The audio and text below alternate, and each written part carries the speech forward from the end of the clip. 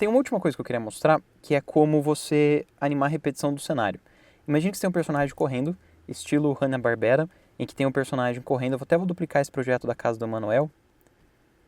Ou até vou importar ele novamente, só para não ficar confuso. Vou vir aqui em Trabalhos, Treina Web, Render, Desenho Animado, Material, que é o material que vocês vão ter, Arts e Casa do Emanuel. E eu abri o Emanuel. Casa do Emanuel. Tá, aí eu vou fazer o seguinte, eu vou deletar aqui as partes que eu não quero. Só abre a casa do Emanuel, dessa vez não é como footage, que nem fica a borboleta, é como composition. Eu vou deletar das partes da casa do Emanuel o que eu não quero. E o que eu quero é isso, é um céu com nuvens.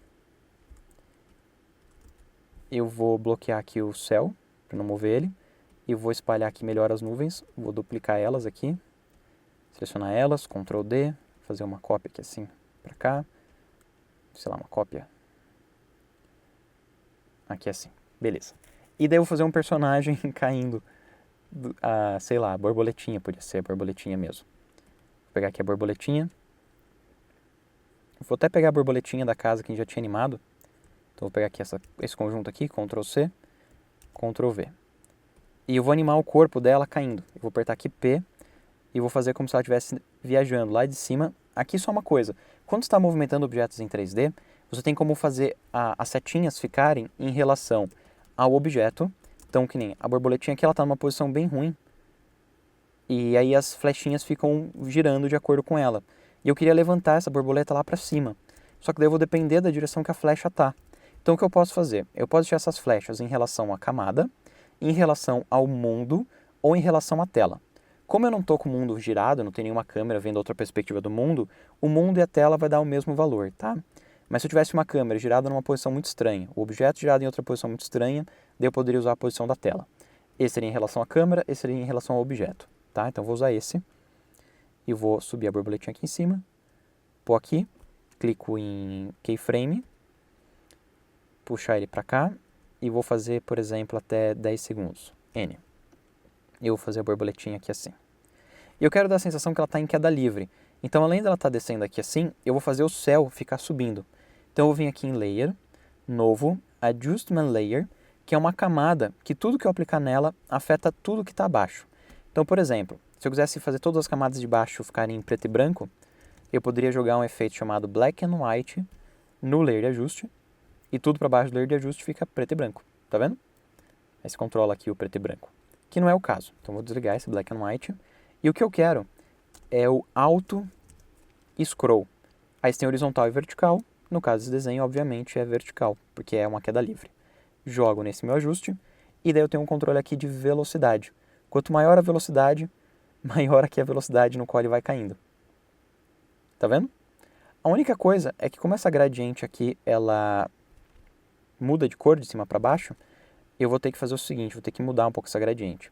Eu vou criar aqui um For Color gradiente, que é o de 4 cores, e vou fazer assim, o amarelo, eu vou desligar o olhinho, e o amarelo vai ser essa cor, o verde o verde é essa cor também, até copiado aqui, o roxo vai ser também essa cor, e o azul eu vou fazer ficar um pouquinho mais claro. Um pouquinho coisa. E o azul eu vou posicionar aqui no meio. Tá? E daí para ficar reto, esse tem que ficar na mesma linha do azul. Então eu vou ter que fazer o seguinte, o outro azul, né? Ele vai ter que estar no mesmo X. Para ficar uma linha certa. E eu vou jogar por baixo do auto-scroll. Inclusive o auto-scroll não é para estar aqui. Eu estou jogando na camada errada. Eu quero jogar só no céu. Comando V. Isso. Olha, eu estou jogando só lá no céu. O que eu estou basicamente dizendo é que, como ele é 4 cores, eu pedi para essas 2 cores de cima serem a mesma, para representar como se fosse uma cor só, uma cor no meio e uma cor embaixo. Continuo tendo uma gradiente, mas a gradiente de cima e de baixo é igual. Ele cola uma na outra, porque daí quando eu tiver com o meu auto-scroll funcionando, eu não vejo mais a transição, tá vendo? Fica bonitinho. Que legal. Daí eu vou pegar aqui a borboletinha e eu deixei ela bem pequena. Dessa vez vamos deixar ela maior. E vamos apertar 0 para a gente assistir a animação. Só vou colocar aqui como Fit Up to 100% para a gente ter mais espaço. E aí a gente consegue ver o cenário automaticamente se reproduzindo como se fosse uma queda livre e a borboletinha tentando resistir a essa queda livre. Bom, espero que vocês tenham gostado. Pratiquem bastante. Eu passei aqui todas as ferramentas que vocês precisam para conseguir controlar o After, mas ainda vocês têm muito que estudar, ver como que é a ação e reação de personagens, ver bastante artigos sobre isso, sobre como é a melhor maneira de você fazer ação e reação, movimentação secundária, efeito de elasticidade, como pensar no desenho do personagem, no rosto, nas expressões. Tem toda uma parte de linguagem que vai enriquecer ainda mais a sua arte. Aqui o foco é vocês entenderem como usar o After para a ferramenta, para a animação.